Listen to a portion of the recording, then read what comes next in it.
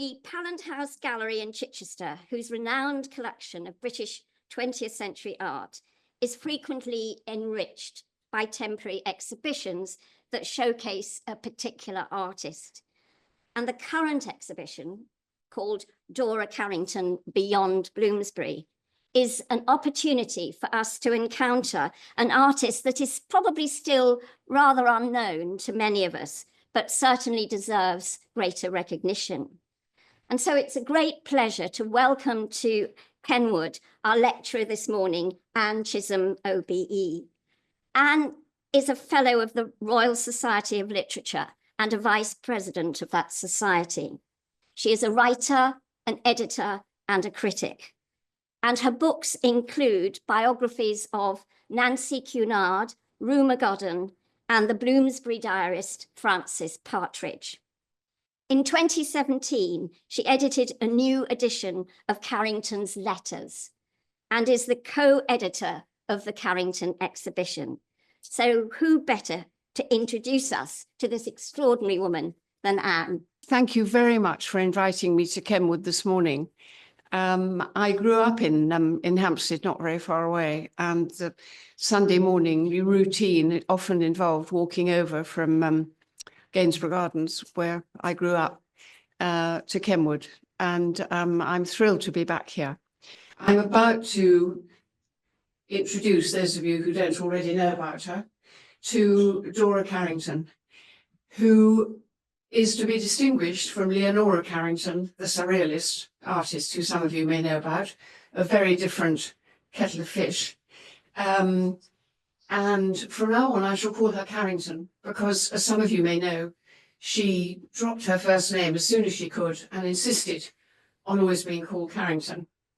So I just want to say a word about how I got involved with this and what the thinking is behind the exhibition.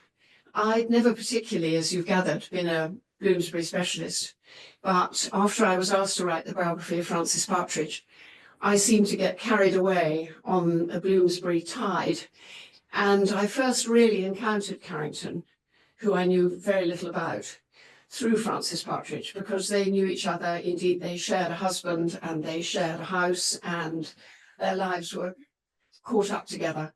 And while I was writing about Frances Partridge, I was conscious that there was this other woman who kept intriguing me very much, because she was obviously so original and so talented and so very different from Frances Partridge.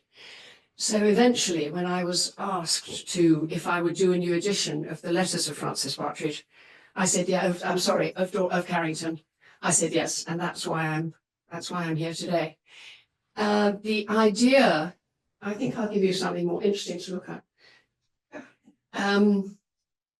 The idea behind the exhibition was to bring Carrington out of the great sort of grove of Bloomsbury and show her in her own right, not as an appendage of anybody, although of course she was in Bloomsbury because of her relationship with Lytton Strachey, which I'll go on to talk more about in a minute.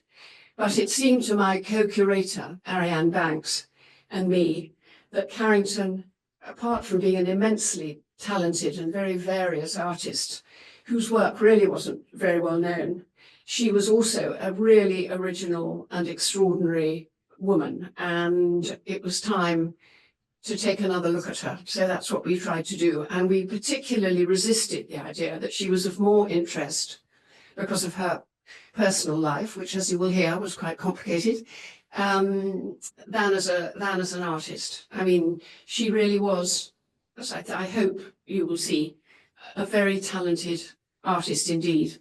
So here you're looking at two very different images of Carrington. The one of her laughing and jumping off a fence is a particular favourite of ours when we found it in the archives at King's Cambridge. Bloomsbury took photographs a lot, just as they wrote a lot of letters and kept a lot of diaries. The camera was a sort of new toy, and there's a wonderful collection of photograph albums, both of Carrington's, of Lytton Strachey's, and of Frances Partridge's, and we tried to use a lot of them in the exhibition. So there you have Carrington looking very happy and lively, which indeed she was much of the time. She was not always this rather tragic, doomed figure, which is how she has sometimes tended to come across. The other image is her portrait by Mark Gertler, which shows a very substantial, serious, almost sort of monumental, quite powerful image, I think. And that, alas, we couldn't include in the exhibition because it's in the Huntington in California, and we couldn't afford to bring it over, but we have it reproduced in the show. Here are two self-portraits by Carrington.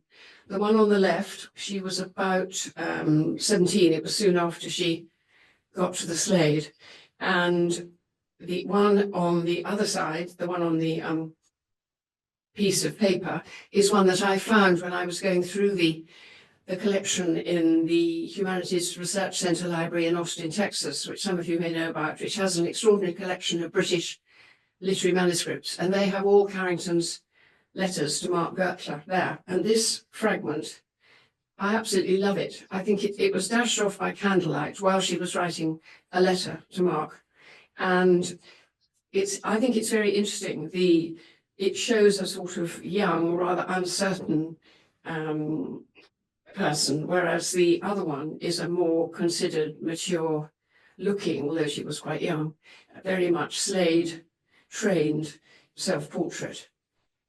So Carrington was born in 1893. She was the daughter, she was the second to last child in a family of 5. She had 1 sister and 4 brothers. And her parents, and you see images of them here, were Samuel Carrington, who you see sitting in an armchair reading a newspaper, and her mother, Catherine, is on the left. And Carrington always described her childhood as awful. She maintained that she grew up feeling oppressed by the late Victorian Edwardian standards of the day. And it's true that her mother, who'd been a governess, was a rather conventional, pious woman who believed in all the correct values. And something in Carrington was, I think, was always rebellious. She never liked to stick to the rules. She liked to live by her own rules. She adored her father. Her father had worked in India on the Indian railways. And when he came back in his 50s, he needed a wife. So he married a governess in another branch of the family. And Carrington always felt that her father was a romantic figure and her mother was a rather boring, conventional figure. And I'm afraid she learned quite early on to fib and evade her mother's rules and restrictions. And this despite the fact that, according to one of her brothers, Nell Carrington, who we'll hear a bit more about later, that it was her mother who was interested in Carrington's obvious talent as an artist. The family ended up living in Bedford, where a lot of families returned from India went, because it was reasonably close to London and there were nice big family houses, not too expensive, and there were good schools. So Carrington went to Bedford School for Girls and her brothers went to the boys' school. But she didn't really study much. She concentrated on her art. So she always felt, and the highly educated Bloomsbury circle around her also rather felt that she wasn't particularly educated, and this was a cause of some embarrassment to her. But she was given the foundations of a artistic training, and she was obviously very talented. She won many prizes at school, and eventually, with her parents' agreement, particularly her mother's, she was allowed to proceed in 1910 to the Slade School of Art. That is, I think, one of Carrington's most beautiful pencil drawings. That's her brother Noel, who was, there were 2 of her brothers she particularly loved. One was killed in the war, alas, and Noel was wounded in the war, but he survived. And some of you may know, he went on to become a very distinguished publisher. He worked for Penguin for many years. He invented puffin books. He lived all his life in Hampstead, where he was married to another painter called Catherine, and he and Carrington were in the same kind of world, and they were very close. But this is one of the treasures that we've got in the exhibition. I think it's completely wonderful. Right, so we have arrived at the Slade, and the Slade had admitted women since the mid-19th century, and it was accepted even among well brought up, conventional, rather established families, that if your daughter had a talent for drawing, she could go to the Slade, where she was taught along with men, even allowed to attend life classes, although not in the same life classes as the men attended. And it was a place where talented young women got a real chance as artists. And Carrington absolutely loved it. It was a complete liberation for her. She was away from home, away from her mother's rules and regulations, and she quickly met and made great friends. And three of them we see here. This picture was taken outside the Slade, and it shows Carrington in a smock with her head slightly bent. And then it shows a friend of hers called Barbara Hiles, who eventually became Barbara Bagenal and was involved with Bloomsbury, ended up as the partner of Clive Bell.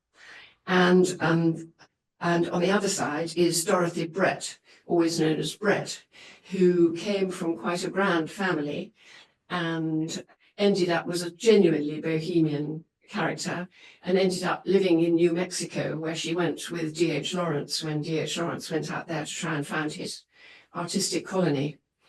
Carrington made an instant impression at the Slade. She made an impression on the young men, and she quickly made friends with the young women. And she was influential in a group that became known as the Cropheads. Virginia Woolf christened them the Cropheads, because as you can see in this picture, they all cut their hair short. When Carrington got to the Slade, she had a great big thick plait all the way down her back, and she cut it off and had short hair for the rest of their life. They also, the Slade girls, they enjoyed dressing up. Oh no, I admit that's slightly out of order. Never mind. That's not somebody. I can tell you that's actually not somebody dressing up. I think we don't seem to have the dressing up ones. Okay, pause on the dressing up. I'll just explain.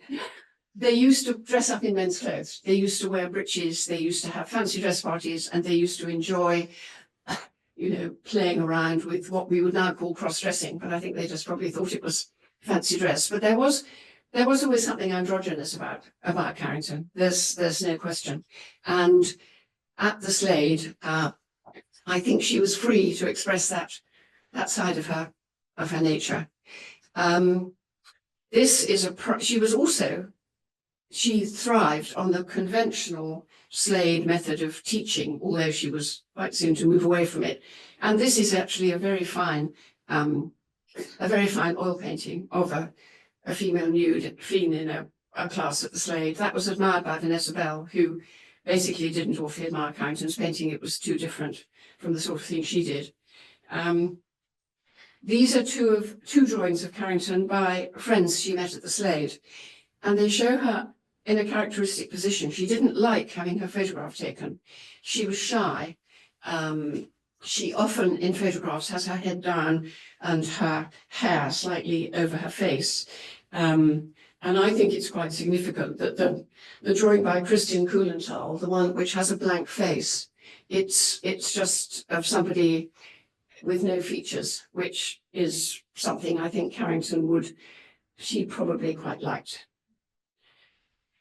Now we come on to Carrington and the men she met at the Slade. A lot of them fell for her. She was always attractive to men and to women. And the young men at the Slade, Paul Nash and John Nash, his brother, were both very drawn to her. John Nash was seriously in love with her for a time, but nothing came of it. But the young man who fell powerfully for her and on whose life and art she had a tremendous influence, as he did on hers, was Mark Gertler. Mark Gertler, as I'm sure some of you know, was a Jewish boy from a very poor background in the East End who arrived at the Slade on a scholarship and had various well-off patrons, several of them, but not all of them, Jewish. And he was brilliantly talented and a bit of an outsider. And I think it would be fair to say that Carrington was also a little bit of an outsider, and both in her attitudes and in her social background, which was not as well off as that of most of her friends. So anyway, they gravitated together, and he fell absolutely madly in love with her. And these two drawings show, I mean, his drawing of her sort of idealizes her looks. It makes her look more conventionally beautiful than she was. And her drawing of him, which shows that he was a wonderful looking young man, romantic, Byronic, a lot of thick dark hair, and they were an extraordinarily compelling couple. However, Carrington led him a merry dance, to put it tactfully. She liked his attention. She always liked male attention, even when she was resisting relationships with men. But with Gertler,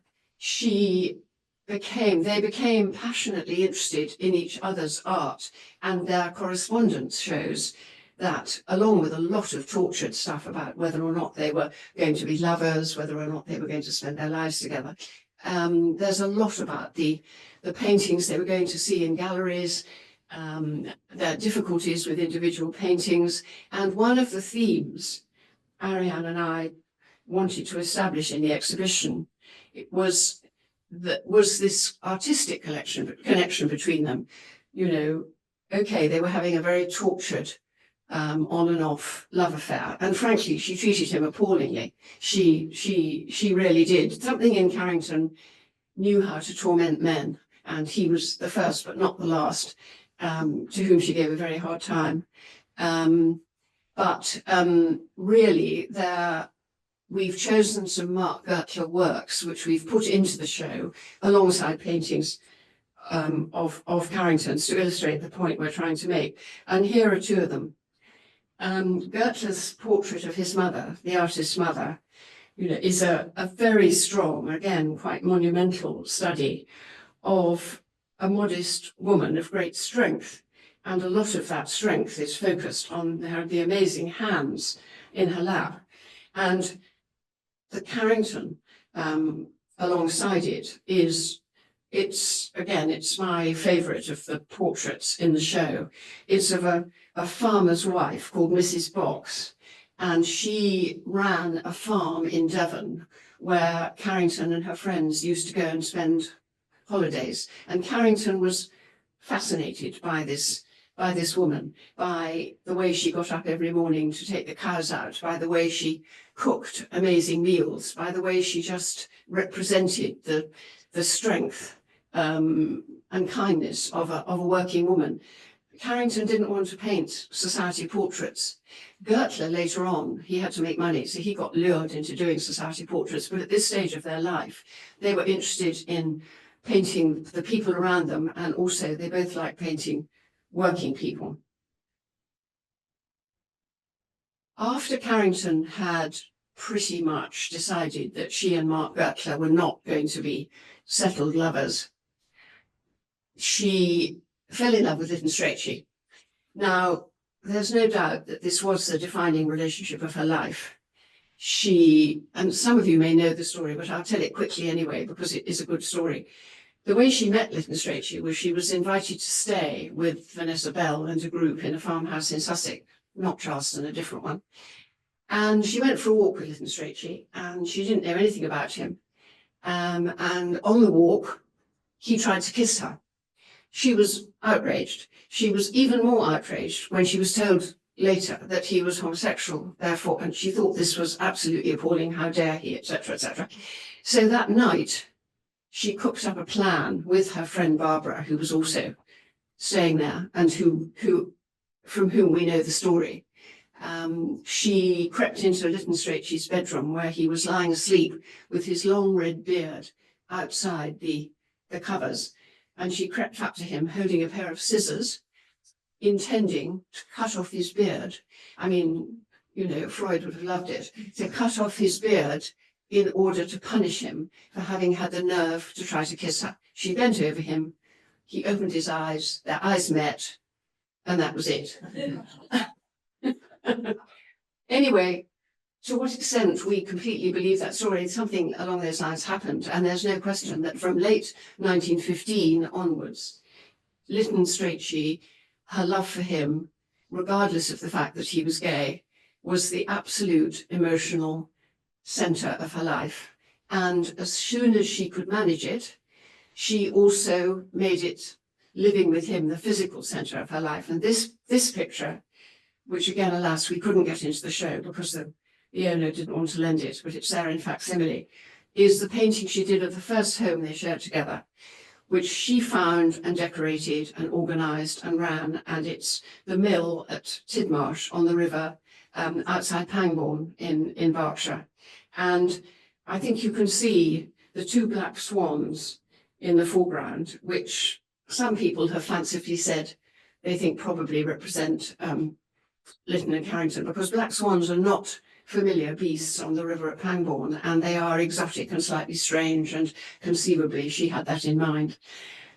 I just throw that idea out. But this is the house where, as you see in the caption, she and Lytton established what became known as their triangular trinity of happiness. And it was certainly the house she loved the best and where she did her best and strongest work. There we have the portrait of Lytton, which again is possibly it's probably one of the two most familiar paintings that she did. And to me, it's an expression of love in the form of a portrait. She worked on it all during the winter of 16 to 17.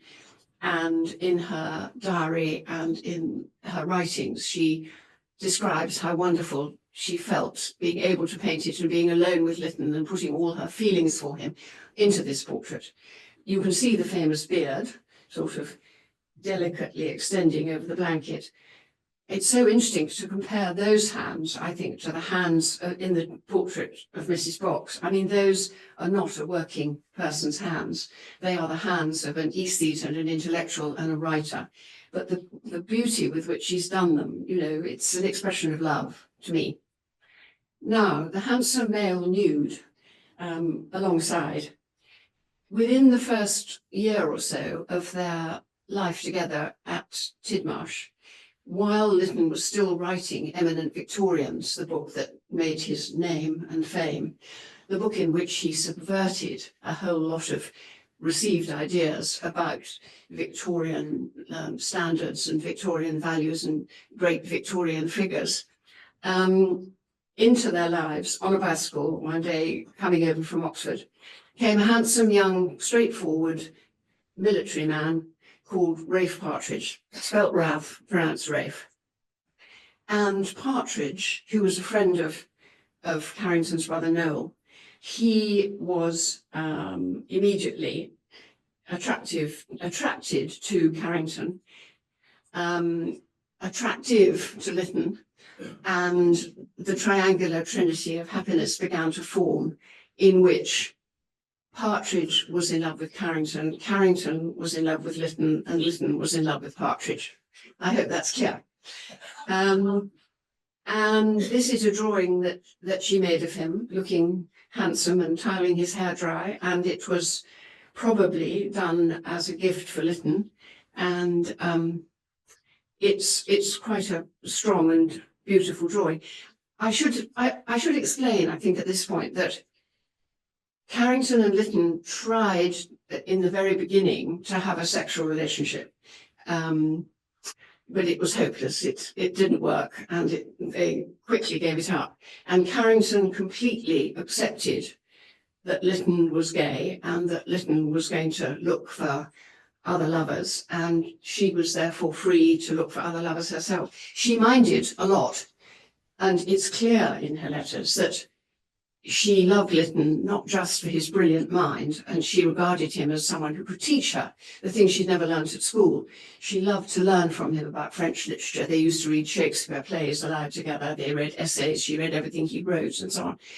But she also loved his physical presence and his physical appearance. And she describes at one point loving the texture of his skin and the smell of his face in his sponge. And those sort of things indicate that she was she was physically drawn to him, but he absolutely wasn't to her. And this was difficult and painful, but nevertheless, the triangular trinity of happiness was a happy time for all three of them. This is a portrait by Carrington of Annie Stiles, who was one of the domestic servants who she brought in to help run the house. And it was painted at a time when both she and Gertler were very interested in Renoir. And I think you can see a Renoir-esque quality in this very serene and beautiful painting of a young woman. At this point, I'm putting up the other most familiar painting of Carrington's, probably, which is in the Tate, and the landscape, the landscape of Wattenlath in the Lake District. The Tate did a survey not that long ago of asking people what their favourite painting was, and this came out top. And it is a very compelling and lovely landscape in which the great green hills of the Lake District loom over, to me slightly menacingly, but that may be because I know more of the story than behind it than people who don't. But it shows these tiny figures, a woman and a girl, in front of the farm buildings at Wattenlath. And this painting represents a moment when Carrington's emotional life altered. Shortly before they went on this holiday to the Lake District, which was in 1921, Rafe Partridge had more or less forced Carrington to marry him. She didn't want to marry him. She didn't want to marry anybody. But he threatened to leave their triangular trinity if she didn't. And she was so terrified of breaking that up and of losing Lytton Strachey that she reluctantly agreed to marry him. And there's an exchange of letters. She wrote a letter to Lytton explaining why she was doing this, which is a beautiful and extremely sad letter in which she says she's always known that there were limits to their relationship, and this was why she was getting married, but it wasn't really going to change anything. So he forced her to marry him, whereupon she immediately took up with his best friend. Carrington could not bear to be dominated. She couldn't bear to feel that she was owned or the property of anyone. And she had met, through Rafe, his friend Gerald Brennan, who he'd known during the war, and who was an altogether more romantic figure than, sorry, I'm just watching the time, altogether a more romantic figure than Rafe himself. He was a writer, would-be writer. He'd gone off to live in Spain on a mountaintop, taking 3,000 books with him in order to be alone and write. And he and Carrington fell for each other. She invited him to join them on this holiday in the Lake District. And that's where really they started to become close. They weren't lovers quite yet, although they were to become lovers. But at the same time as she was painting this, she was painting Gerald's portrait, and they would be in the barn, which you see there, painting, and when they could, kissing and hugging and telling each other they loved each other, or they would be off in the bushes behind the stream while Rafe fished. She liked playing with fire, and she did. The letter drawing on the right, and I must just say to you that one of the charms of Carrington's letters is that she illustrated them copiously and beautifully. They are, many of them, little works of art in their own right. And this shows the group inside that farmhouse at Wattenlath. The woman in the front playing chess is Alex Strachey, who was married to Lytton's brother James, and they were both devotees of Freud. They'd both been analysed by Freud, and they both set up as Freudian analysts in London, among the earliest to do so. And you can see Carrington's hand holding the pencil, and you see Lytton Strachey reading a book, and the sort of strange stuffed heads with which the cottage was decorated are on the walls behind. And I think that's quite a wonderful, evocative little drawing of what was going on there.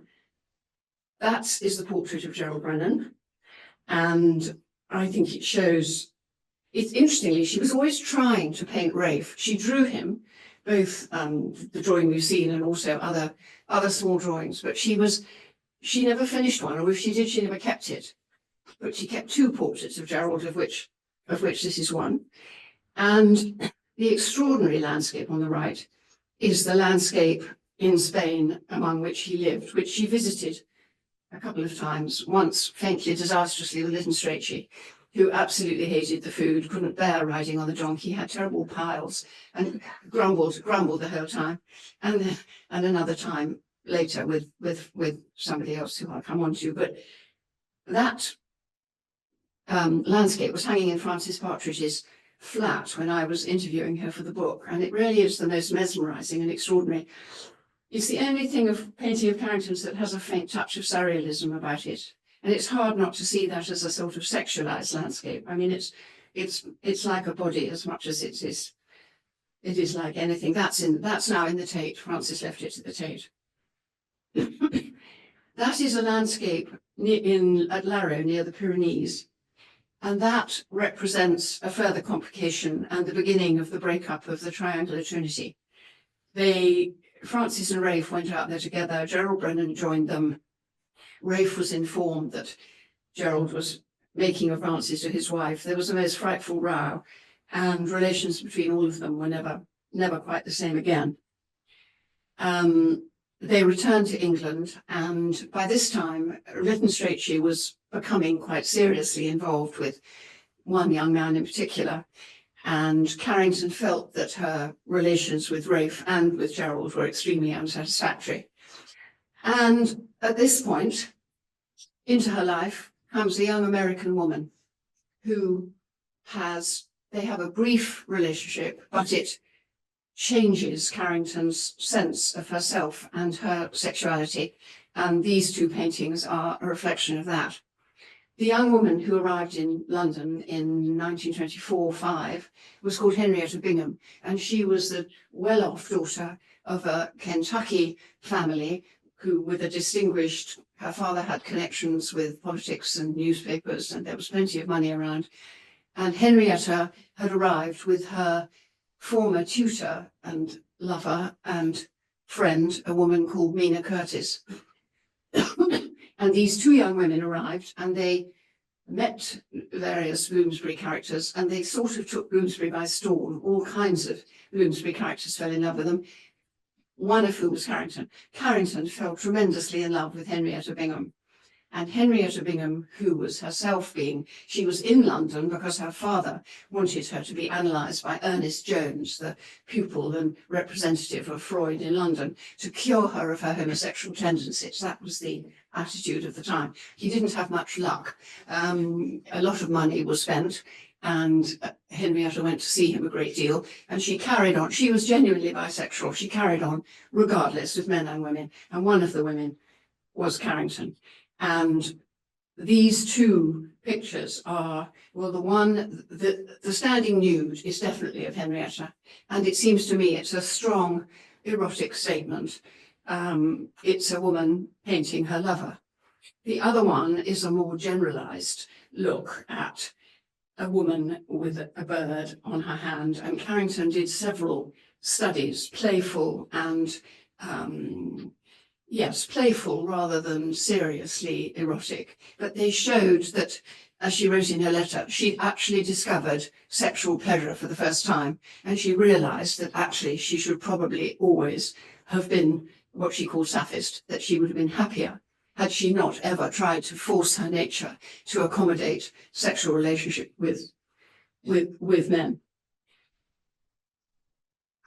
By the time Henrietta comes on the scene, they've moved house from Tidmarsh, and they've moved to a bigger and more beautiful house under the downs near Hungerford called Ham's Brae.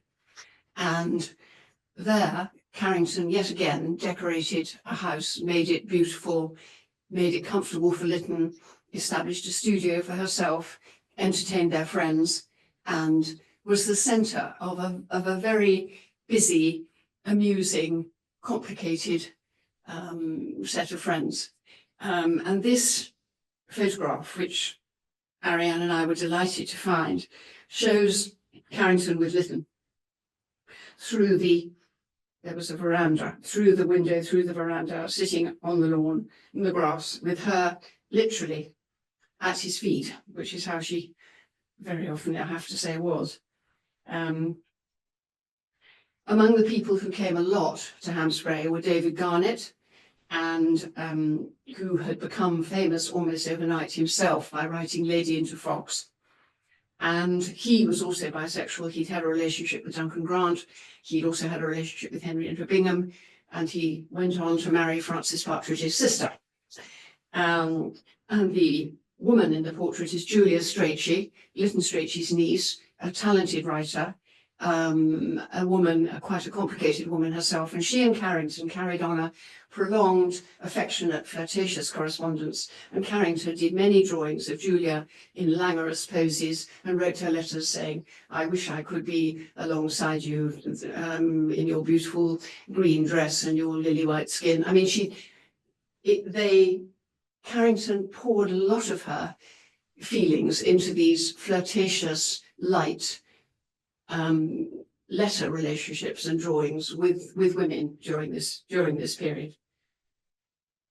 She also painted the flowers in the garden. This was actually painted at Tidmarsh, but it stands for a number of beautiful still lifes of flowers that Carrington painted. She loved the flowers in the garden. She painted her life around her. She painted her friends and lovers and the surroundings. But it has to be said that at Hampsbury, her painting output declined.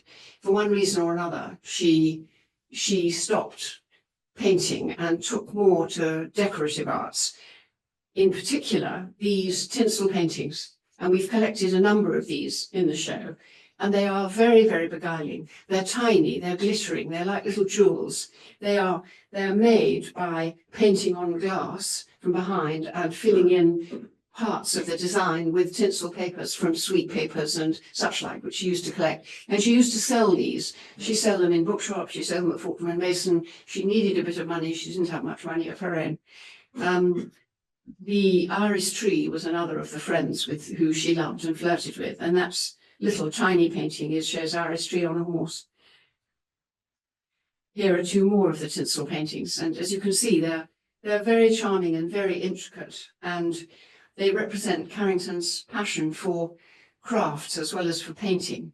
She used to make lampshades, she made tiles for people's houses, she painted furniture.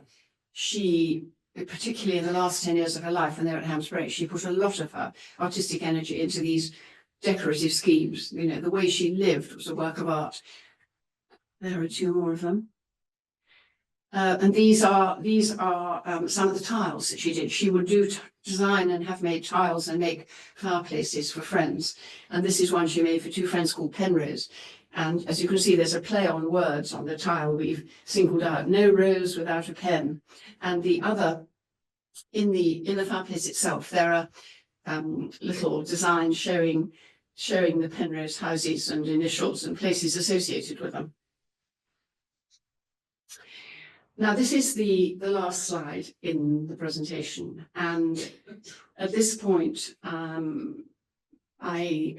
we've come to the last few years of Carrington's life, and they were not particularly happy. Lytton was much preoccupied with his male lovers. Rafe had settled happily with Frances Marshall, who became Frances Partridge, whose biography I later wrote. Noel, her brother, had married. Gerald Brennan was in love with and soon to marry. Mark Gertler was also she'd lost both of them, really. And it wasn't so much that she wanted to hang on to them, but this represented her getting older. She dreaded getting old, and she regarded 40 as an appalling milestone, which she could hardly bear to face. She did have one last fling, a rather disastrous fling, with a young man younger than her called Beacus Penrose. She loved him really because he had a boat and he took her off on adventures on a boat. He also made her pregnant, which was a disaster. She immediately organised an abortion, which Rafe Partridge paid for. The relationship with Beacus was sort of her last demonstration of herself as a sexual being, and it wasn't very happy.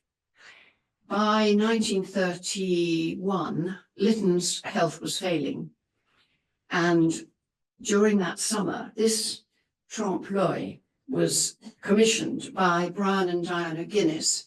Diana Guinness was a Mitford. She, as I'm sure you know, went on to marry Oswald Mosley, but at this point she was married to Brian Guinness, and they were living at a beautiful Queen Anne house called Bidston, not that far from Hamsbury. And Lytton and Carrington used to go over and see them, and they were all friends. Brian Guinness commissioned this trompe-l'oeil window, which is on the outside of their beautiful Queen Anne house, as a present for Diana after the birth of one of their sons. It was a surprise for her. So during that summer, when Lytton was ailing, nobody knew what was wrong with him. Carrington was often riding over on her pony with her paints to paint this formal, wistful, can't help seeing it as a bit elegiac. The cat is her favourite, her and Lytton's favourite cat, known as Tiber, short for Tiberius. The maid is no one in particular. She's gazing out of the window. There's a bird in a cage. It's a beautiful thing, and it's still there. It's in pretty good condition. But by Christmas 1931, Lytton was obviously at death's door. He actually had stomach cancer, but they kept on saying it might be typhus or something.